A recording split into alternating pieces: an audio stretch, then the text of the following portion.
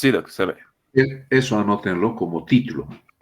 Vamos a hacer, tal vez, si es que esta clase me alcanza o parte del lunes, ¿qué es lo que vamos a aprender en esto? Lo que vamos a aprender es cómo las enzimas, si supongamos lo rojo fuera enzimas y lo azul serían substratos, cómo, a qué velocidad trabajan, qué constantes regulan y cómo se las puede mover, no mover, sino qué factores influyen en esa velocidad de reacción. Aquí están viendo un ejemplo, miren, están viendo donde está señalando el puntero láser, unas moléculas que están en estado sólido, en estado semilíquido o líquido y en estado gaseoso. Esto estaría en un estado líquido o gaseoso.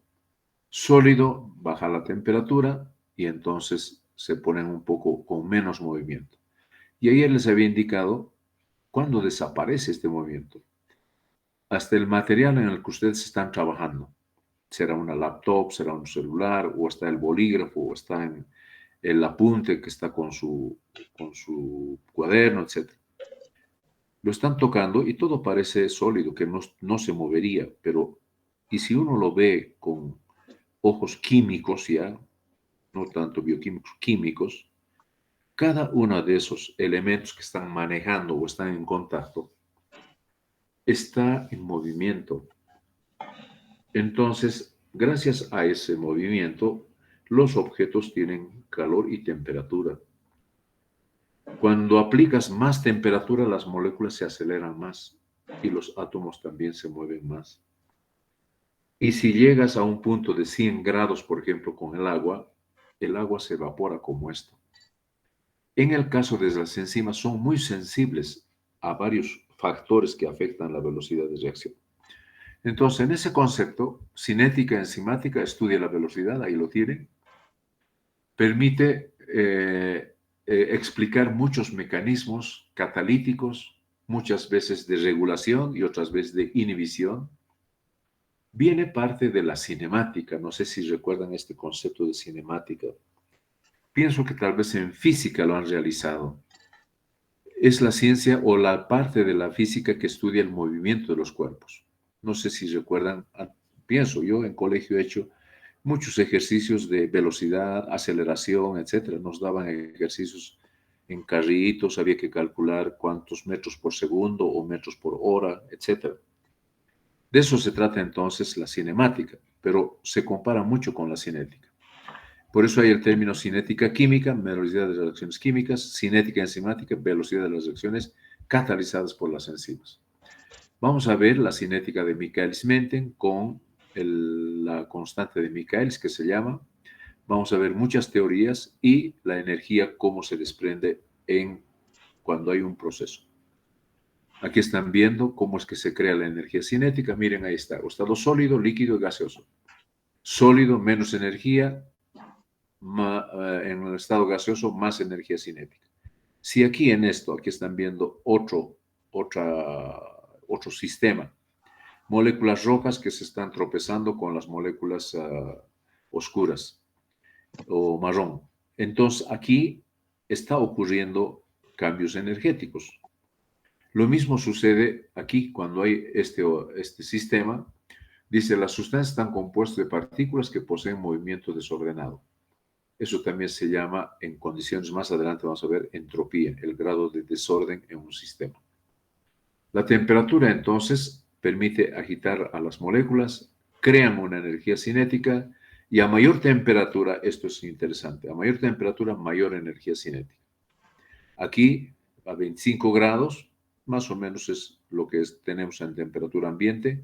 A 50 grados, ya con más calor, las moléculas se mueven más y se evaporan. 100 grados, obviamente, ya están evaporadas. Aquí hay otro modelo, sólido, líquido, gaseoso. Los sólidos vibran en el mismo lugar, el líquido se mueven o cambian de lugar y el gaseoso adopta la forma del recipiente que los contiene, totalmente en desorden o aleatorio. Se entiende por colisión, eso anótenlo como subtítulo, colisión o choque. Aquí está. Esta molécula azul con la molécula roja ha sufrido un choque. Eso se llama colisión. Por cada vez que hay una colisión se libera energía. Ahí está. Energía de menos a más. Y los productos de este impacto han sido dos moléculas pequeñas. Toda vez que hay una colisión, entonces hay juego energético. Ese es el mensaje de este cuadrito. Vamos a las diferencias de dos conceptos que les decía, calor y temperatura. La calor simplemente es la energía liberada por las partículas. En cambio, la temperatura es el grado de calor de ese movimiento de partículas, que se mide en grados centígrados, Celsius, grados Fahrenheit o cualquiera. Entonces, la temperatura es la cantidad de calor. Escuchen bien. Cantidad de calor. Puede ser 20, 30, etc. En cambio, la calor es una forma de energía debido al movimiento de partículas. Por eso se dice energía calórica, como energía térmica, energía eólica, energía atómica, energía nuclear, etc. Entonces, es una forma de energía. Vamos ahora al concepto de velocidad de reacción. Cuando una molécula A se transforma o se llaman también reactivos, la velocidad entonces se la describe así como la rapidez en la formación de un producto, que se transforme sustrato en producto. Aquí estamos viendo dos gráficas. Tiempo contra la concentración de sustancia o de reactivos. Aquí estamos viendo una X concentración, 0,4 por ejemplo. A medida que pasa el tiempo, esto va a transformarse en productos. Esta es la velocidad de desaparición del producto inicial en moléculas sencillas o desaparición de los reactantes, se dice. Después, en cambio, estos son reacciones en las cuales donde las moléculas grandes se transforman en pequeñas. Y aquí ya les voy a hablar un término. Deben conocer lo que es el metabolismo. Les dije yo, me acuerdo en la clase de la pizarra, les mostré una vía metabólica y en los mapas también. Todas esas reacciones son el metabolismo. Pero hay metabolismo que se divide en dos, catabolismo y anabolismo. Estas reacciones donde hay pérdida o disminución en la concentración de los reactantes se dice catabolismo. En cambio, perdón, me he ido a mucho error de dedo. Entonces, en cambio hay moléculas que así comienzan de cero en concentración y van aumentando la concentración. Estos son los productos de la reacción. A esto se lo conoce como velocidad de formación de producto. Entonces, velocidad de formación, de desaparición de reactantes, velocidad de formación de producto. Esto es ejemplo del catabolismo, esto es ejemplo del anabolismo. Bueno, esta es una gráfica que lo he obtenido de un texto en México. Me lo regalaron, me acuerdo, en México.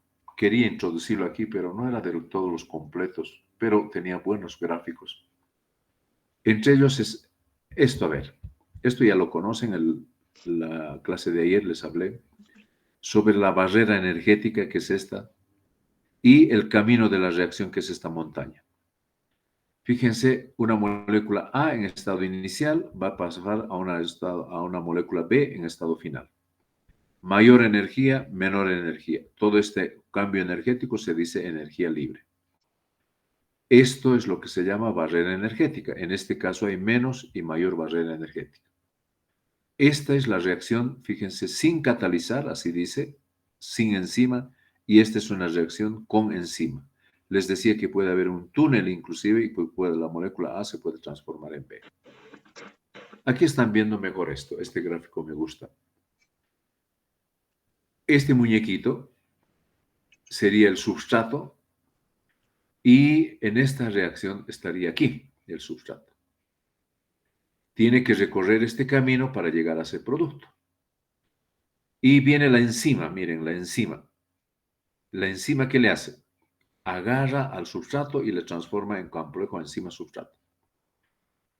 Ya empieza a bajar la energía y miren, la enzima sigue trabajando, hace que venza esta barrera energética, la agarra más fuerte, hasta inclusive miren la ropita la está sacando porque se le está resbalando Y al terminar, la enzima va a volver a realizar este trabajo y miren qué pasó. Le sacó la chompita.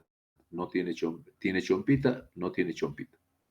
Esta, entonces, como diríamos, esta molécula ya es distinta y por eso se llama producto. Este es el sustrato, este es el producto. Ha recorrido esto, la enzima le ha ayudado a recorrer esto. Pero hay enzimas que hacen directo el camino, les dije eso. Esto entonces, por lo tanto, se llama progreso de la reacción o camino de la reacción. Vamos a otro concepto que es un poquito abstracto, que se llama constante o, primero, equilibrio químico. Es el estado en que las moléculas iniciales y las moléculas que están en el curso del tiempo siempre se mantienen en equilibrio. Y esto se traduce mediante una constante, se llama constante de equilibrio. Cuando una molécula A más B, digamos A más B, se va a transformar en dos moléculas P y Q, que son los productos. Puede haber reacciones de ida y vuelta donde esto también se puede transformar en sustrato y esto sobre los productos. Cuando son reacciones reversibles se llama esto. Pero cuando hay reacciones irreversibles como esta, A, B siempre se va a transformar en P y Q. Para calcular la constante de equilibrio, siempre se realiza esto. Se realiza el producto, quiere decir la multiplicación de P por Q, concentración de P por concentración de Q, e inversamente proporcional a la concentración de A por B. Si nosotros tuviéramos números o cantidades de estas tanto sustratos como productos, podríamos tener la constante de equilibrio. Y así entonces hay varias constantes, por ejemplo, K1, cuando va esto en dirección hacia el complejo enzima-sustrato, y cuando enzima-sustrato se separa en producto, puede haber una K2. K-1, cuando este complejo enzima-sustrato vuelve a enzima más sustrato.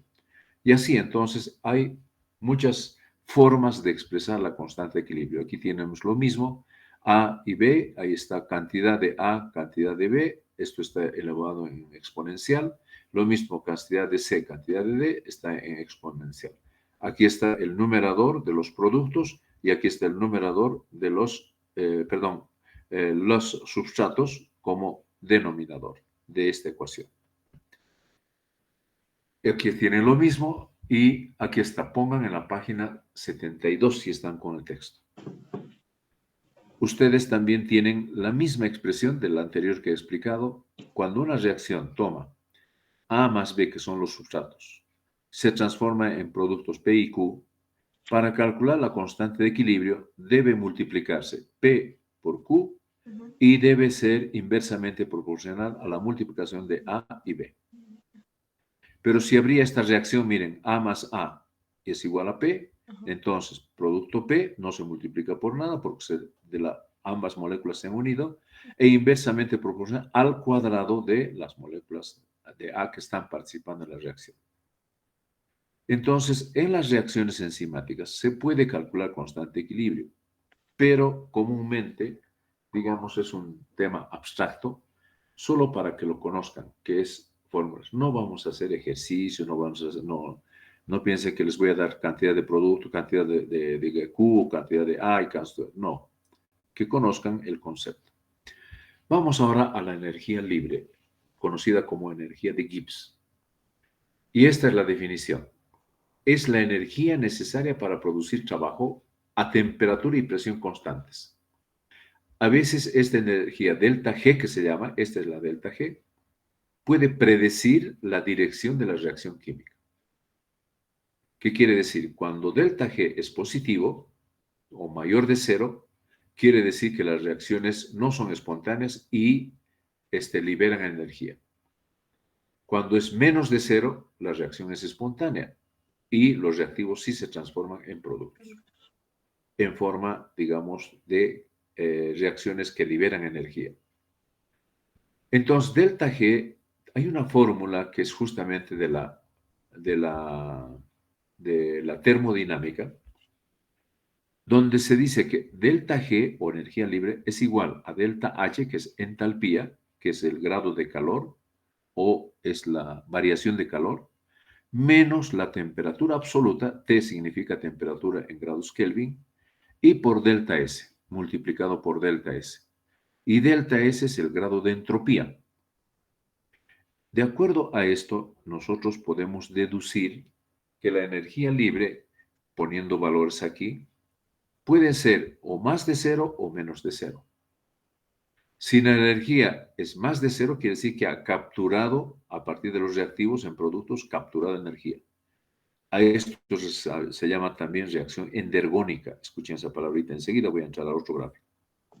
En cambio, cuando los reactivos liberan energía al medio que les rodea, por eso delta G negativo, menos de cero, a eso se le dice reacciones exergónicas, o sea, que liberan energía.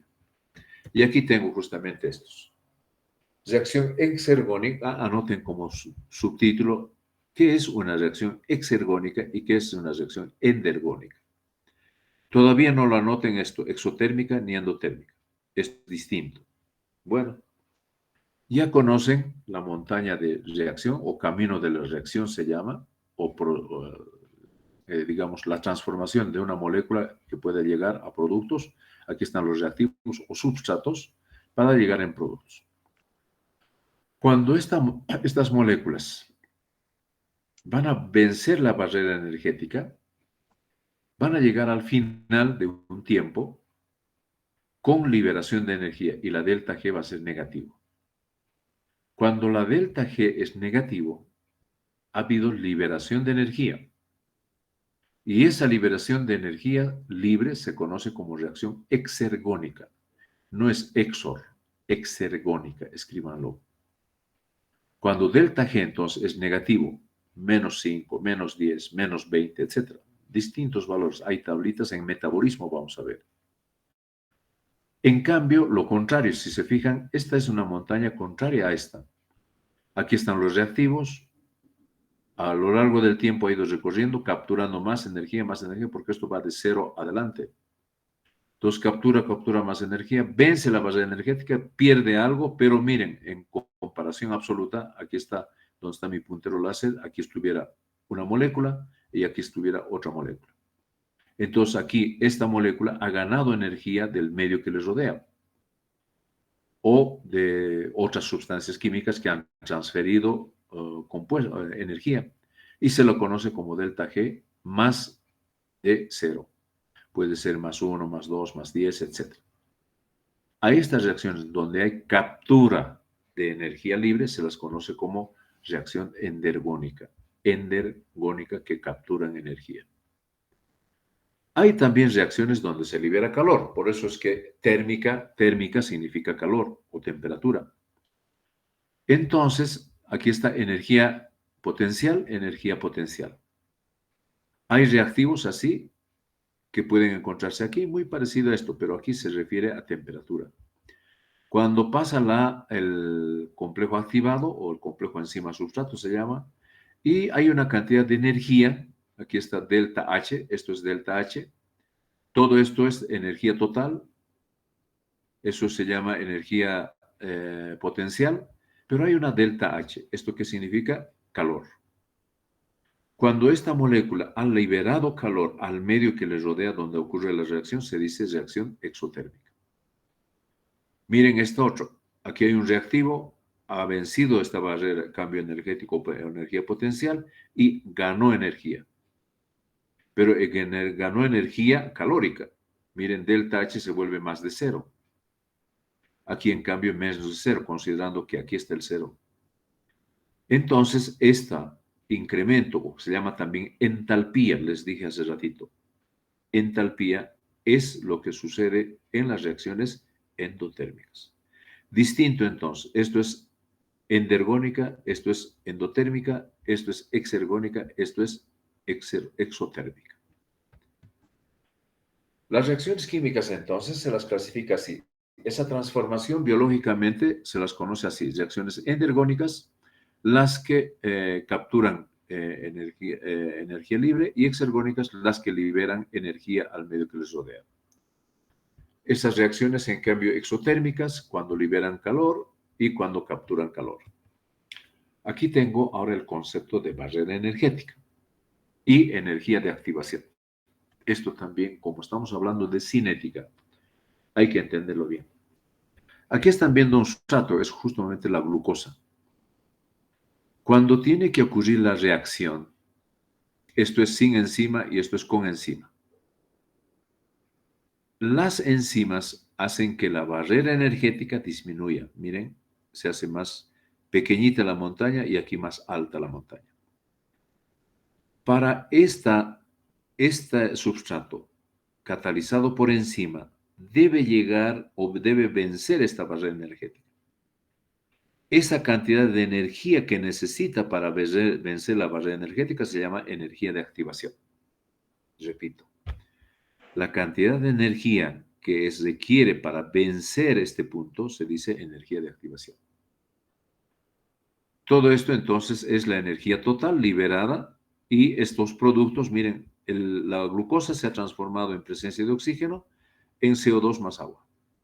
Todo esto ocurre en el metabolismo. Aquí tenemos otro concepto de energía de activación. Todo catalizador entonces reduce la barrera energética.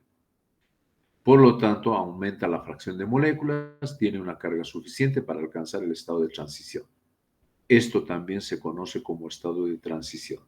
Lo vamos a ver enseguida. Aquí está. Esto es más en gráficos. Aquí están moléculas reactantes que se llaman o sustratos. Y fíjense, llega a un punto medio, diríamos, en la cúspide de este pico. A esto se lo conoce como estado de transición. No es ni sustrato, no es ni producto. Pero apenas desciende esto, se va a empezar a transformar en producto. Esta energía de activación también está expresada en un gráfico que lo tienen ustedes. Justamente, a ver, les voy a decir, no lo puse en la página 74. Donde hay una molécula A que puede realizar esta, venció la energía de activación. Aquí hay otro que está justo en la barrera energética y esto antes de la barrera energética. A medida que esto va sucediendo, entonces hay cambios energéticos. Y el estado de transición también lo tienen ustedes. Ahí está en la página 73, pueden chequear esto. Aquí es donde pueden ver en esta página 73 justamente donde cómo el fosfato en esta reacción o elemento químico que estoy teniendo acá, en esta esquemita, una molécula E que está suelta y miren aquí hay RL, está ligado por enlace a RL. Hay un momento en que cuando esta molécula ERL, miren E.R.L, aquí está ocurriendo un estado de transición. Esta R tiene que pasar a E.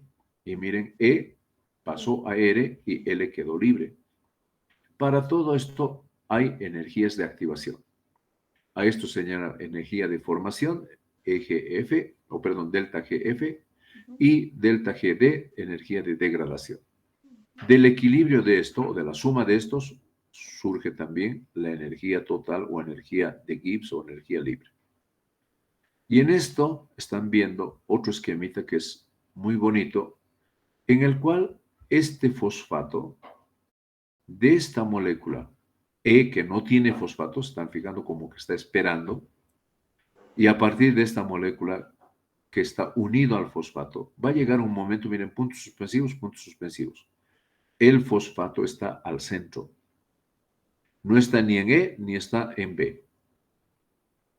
Y al final, lo que va a suceder es que el fosfato se va a unir a E, pero esta otra molécula que ya va a ser Q, producto P, llegó a capturar el fosfato.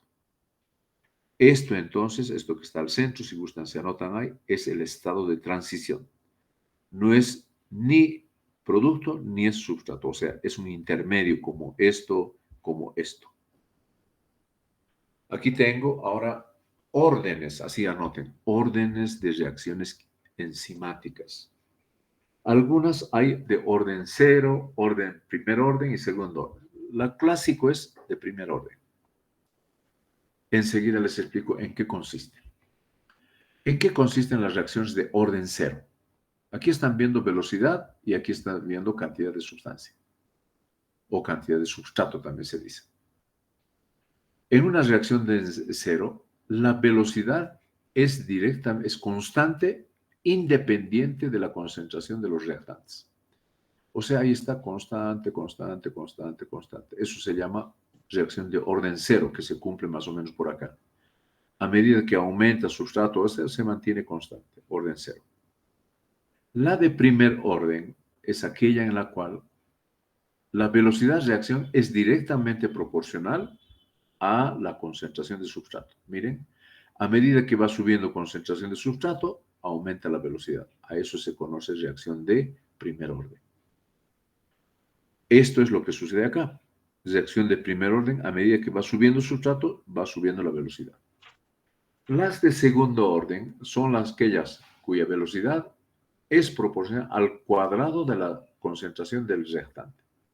Ahí están viendo el cuadrado de la concentración del reactante. Esto no se aplica mucho en las reacciones enzimáticas. Las dos que se aplican son estas, orden cero y primer orden. Entonces, aquí tengo otro ejemplo de la condición de enzimas que cumplen la orden cero, aquí está, en forma constante, a medida que va subiendo la concentración de reactantes, va manteniéndose cero. En cambio, primer orden es aquí en la subida. A medida que va aumentando la concentración de reactantes, también va aumentando la velocidad. Ahí está otra reacción de primer orden, lo mismo, y aquí también en función del tiempo.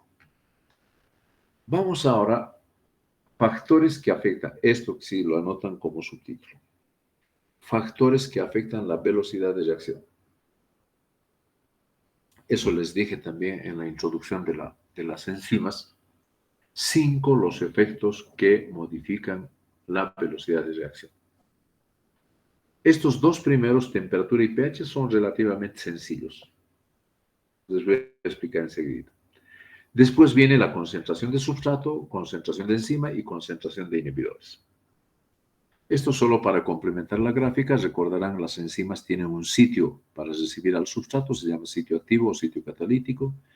Permanece un momento en el cual están como enzima substrato, complejo enzima substrato, y al terminar, miren, esta molécula, la morada, se partió en dos, pero fue transferida a la molécula verde. Todos estos son considerados productos de la reacción. La enzima puede volver a realizar este trabajo. Vamos con el primero. Anoten número 1. Efecto de la temperatura. ¿En qué consiste esto? Efecto de la temperatura.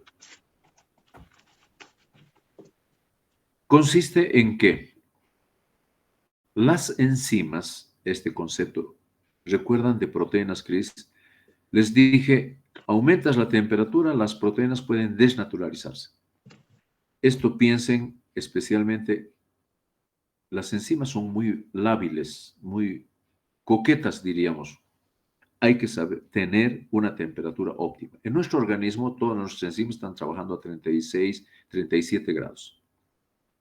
A medida que va subiendo la temperatura, miren, de tiempo de velocidad cero, aquí está. Esto es velocidad y esto es, tienen otro gráfico, enseguida les voy a mostrar. Pero esto, entiéndanme por los nombrecitos. A medida que, si hay una temperatura en la cual, digamos, por decirles 30 o 25, no sé, se puede poner escalas. Pero hay temperaturas menores en que la velocidad de la enzima está como en cero. A medida que voy subiendo la temperatura, la velocidad también va aumentando en forma proporcional. Llega a un punto que se llama velocidad máxima o velocidad, temperatura óptima también. Ahí está esa palabrita, temperatura óptima se llama. Pero después pasa lo siguiente. Esto podría continuar así, ¿no? Indefinido, como está siguiendo mi puntero láser. No. Como les decía, son lábiles. Ya les molesta una temperatura muy alta y la velocidad decrece hasta ponerse cero. En estos extremos, la temperatura de temperatura, las enzimas prácticamente entran en cero actividad o se desnaturalizan. Ahí miren esta temperatura, por ejemplo, óptima, alrededor de 37 grados, digamos 40, 37 grados. Todas del organismo trabajan así. Miren, temperatura óptima de la bacteria termófila. ¿Se acuerdan no sé, Cris, a ver, activas tu micrófono? ¿Te acuerdas de las bacterias que les hablé en las aguas termales? Sí, sí, nos ha Sí, contado. sí, no te acuerdas. Era la Thermophilus aquaticus, se llama. Mm, Esas bacterias, miren, a 80 grados, cerca a 80 grados, coquetas, trabajan a esa temperatura. Nosotros a 80 grados, ¿qué hacemos? Nos morimos. Pero hay resistentes al calor. ¿Quiénes se encargan de eso? Las chaperonas, ya saben. Entonces, hay enzimas que trabajan a distintas temperaturas. Y aquí están viendo en este esquemita una enzima, vamos a hablar de enzima, que está activa, pero cuando aumenta la temperatura se desnaturaliza y puede renaturalizarse gracias a, a las chaperonas. Y aquí está un coeficiente 10 que está. ¿A qué se refiere? Por cada 10 grados de temperatura que se incrementa, Ujú. la velocidad de reacción a veces, esta constante Q10 se puede duplicar, se dice coeficiente 10, 2, 4, 6, etc. De acuerdo, cuántas veces se aumenta la velocidad de reacción. Ese es el coeficiente Q10. Para que lo conozcan, está también en el texto. Fíjense el efecto del pH. El efecto del pH consiste en que yo no lo he extraído, creo, a ver, sí, no lo he extraído, esa gráfica, pero si no, en el texto lo tienen, yo les ayudo en la página 76. Sí, 76, si ubican, ahí dice efecto del pH. Esto es la que, muy parecido al gráfico que tiene, efecto del pH. Miren, velocidad de reacción y pH. Están viendo pH 5, ácido, pH 7, neutro, pH 9, alcalino. Las enzimas igualito, a pH muy bajo, casi está 0, a pH alto, 0. A medida que va subiendo el pH, llega a un punto máximo, que se dice velocidad máxima, que se considera también como pH óptimo. Y muy parecido a la anterior, temperatura óptima, aquí era grados centígrados, y aquí estamos viendo pH. Entonces, este pH es el pH óptimo en el cual las enzimas, un ejemplo, ¿no? Esta enzima puede trabajar a ese pH. Y este otro gráfico, miren, la pepsina. Recuerden, la pepsina es la enzima del estómago. ¿A qué pH trabaja? Entre 1 a 2, miren. Ahí está. Es el estómago, jugo gástrico. 100% de la velocidad de reacción. Velocidad máxima. Pero a medida que va subiendo el pH, se va haciendo, digamos, 3, 4, 5, hasta 7. Miren, neutro. La enzima no está acostumbrada a trabajar aquí. Y aquí también se puede desnaturalizar. Otra, la ureasa, miren, a pH 7, neutro. A pH menos de 3 está desnaturalizada o no trabaja, y a pH más de 10 igual no trabaja. Esto sería entonces pH óptimo 7, pH óptimo entre 1 a 2. Y la arginasa, otra enzima, miren, en alrededor de 10. Va subiendo 10, 10, 10 y va decreciendo seguramente hasta llegar a 14. Por eso aquí tengo una tablita de 6 enzimas. Miren la pepsina promedio 1,5. Esto pueden copiarse. pH óptimo 1,5. La tripsina, pH óptimo 7,7. La catalasa 7,6. Arginasa hemos dicho 9,7, eso es lo exacto. La fumarasa 7,8. La ribonucleasa 7,8. Entonces, estos son los pHs en los cuales llegan al máximo de velocidad de reacción.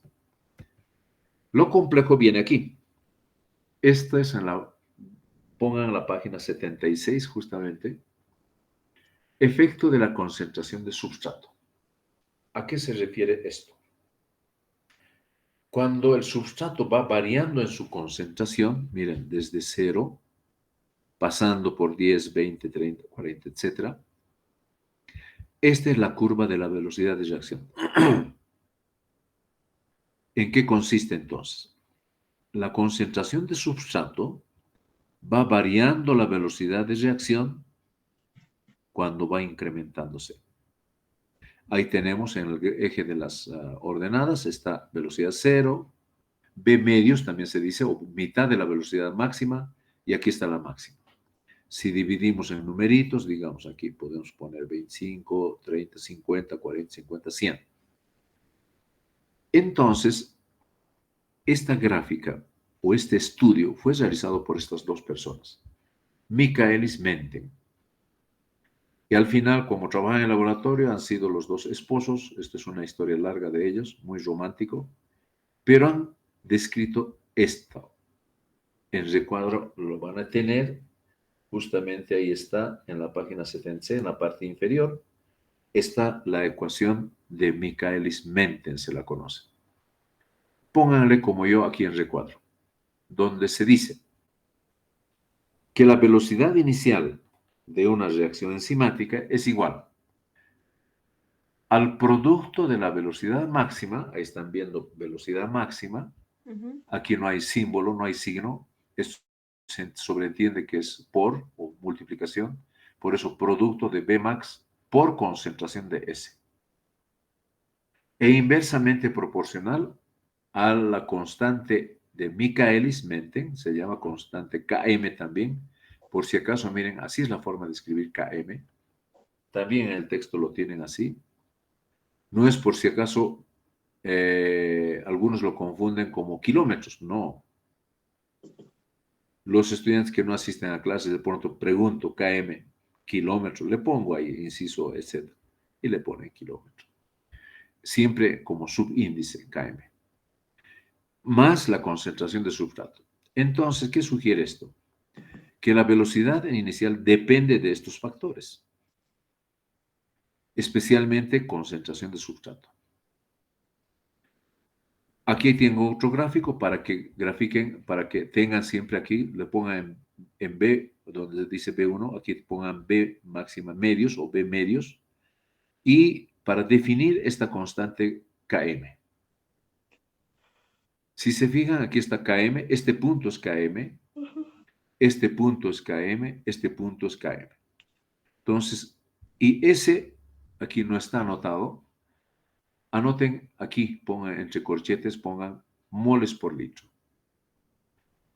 Y la concentración de sustrato, entonces, siempre se mide en moles por litro. Y Km, entonces, es un valor del sustrato en moles por litro, con la cual, escuchen bien ahora, concentración de sustrato con la que se alcanza la mitad de la velocidad máxima, que lo tienen también acá. La mitad de la velocidad máxima. Entonces, ¿cómo definimos Km? Km es la cantidad de sustrato con la cual se alcanza la mitad de velocidad máxima. Hay enzimas que tienen Km muy cortito o muy de mayor magnitud, en mayor número o en menor número. Y eso depende de la afinidad o de la eficacia que tiene la enzima. Aquí estamos viendo un Km más cortito, aquí un Km intermedio, diríamos.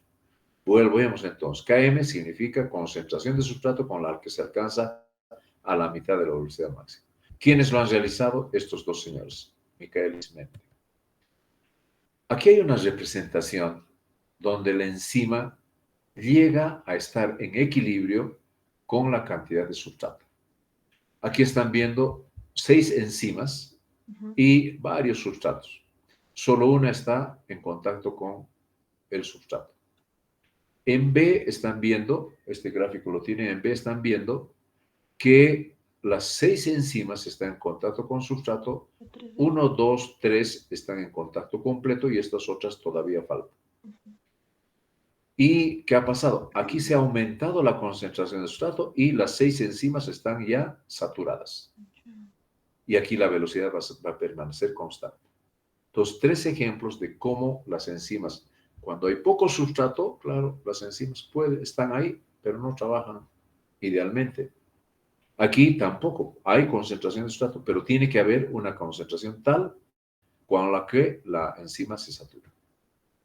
Entonces, de acuerdo a esto, esta gráfica de Michaelis-Menten tiene también en el texto ustedes como redacción número 1, 2 y 3, si ven en la página 77, en la que uno dice, por ejemplo, ¿qué pasa cuando S es mucho menor que Km? Aquí está. cuando concentración de S es mucho menor que Km. Miren qué es lo que pasa con la velocidad de reacción. Yo lo he extraído del texto acá.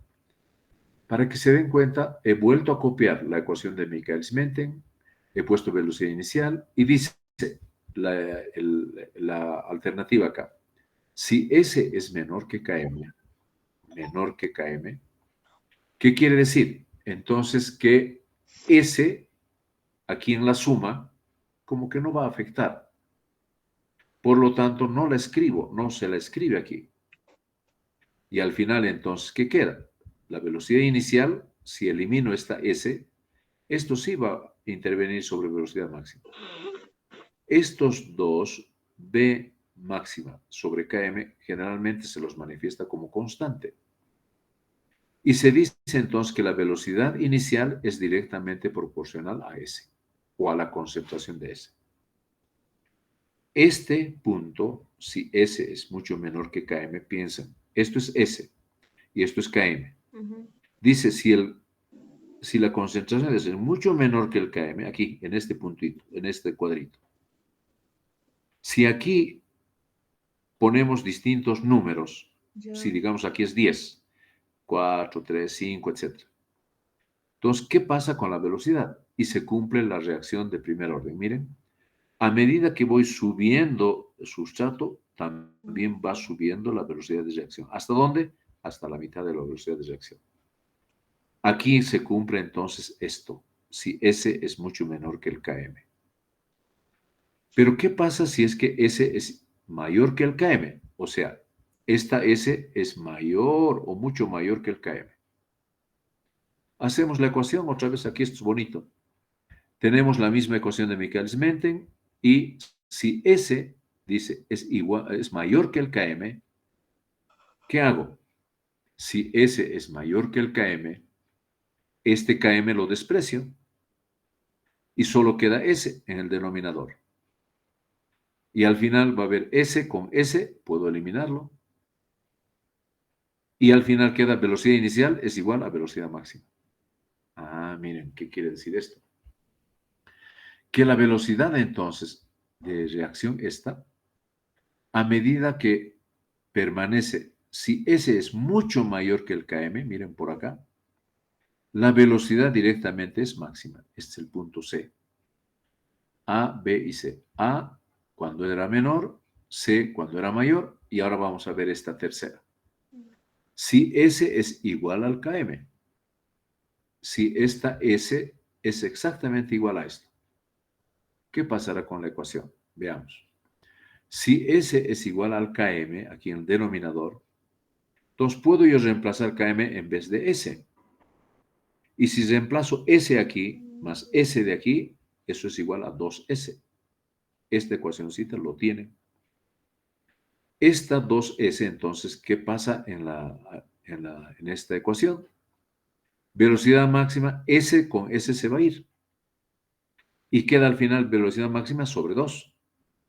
¿Y qué se dice entonces? La velocidad inicial es igual a la mitad de la velocidad máxima.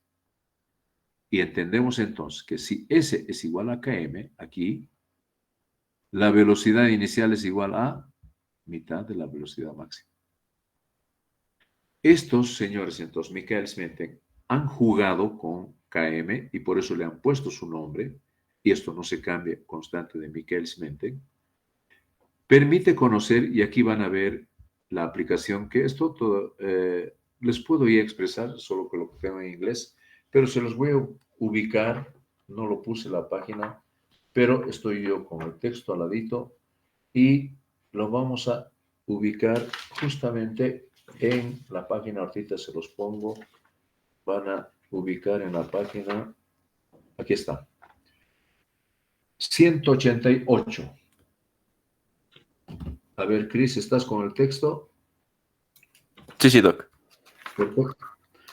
Hay dos enzimas aquí, píntenlo primero el cuadrito, píntenlo el cuadrito. Y les voy a poner lo que acostumbraba a pedirle a Christopher para que lo vean en Zoom. Ahí lo tenemos. una enzima exoquinasa y otra enzima la glucoquinasa. Y ustedes pónganle para esta enzima primero, para esta enzima la glucoquinasa. Ya. Esta es la mitad de la velocidad máxima. Hagan una licencita de puntos aquí. Y van a llegar aquí al punto 10 y bajen igualito con puntos suspensivos hasta 10. Entonces, ¿qué vamos a interpretar de esto? Aplicación ya de esta enzima, su Km de esta enzima.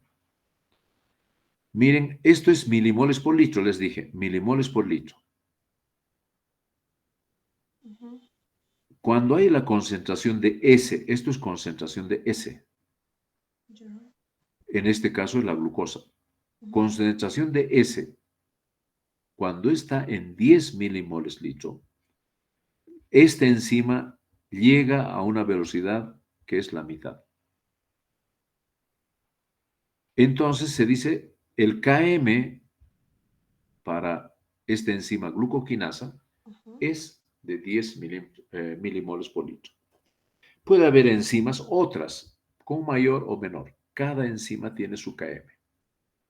Es como cuando les hablan en la clasificación. Cada enzima tiene su código. Aquí cada enzima tiene su Km. La exoquinasa, ahora es difícil hacer. A ver, hagan una linecita de puntos. ¿Se podrá hacer, Cris? A ver, me respondes. Miren, a ver. Háganle hasta dónde llega, a ver. Pucha. Difícil, ¿no? No, no creo. Sí. Entonces, pero dicen acá, lean en el texto, dice 0.05 moles por litro es la Km de la exoquinasa. Ujú. Anótense ahí entonces 0.05 milimoles litro.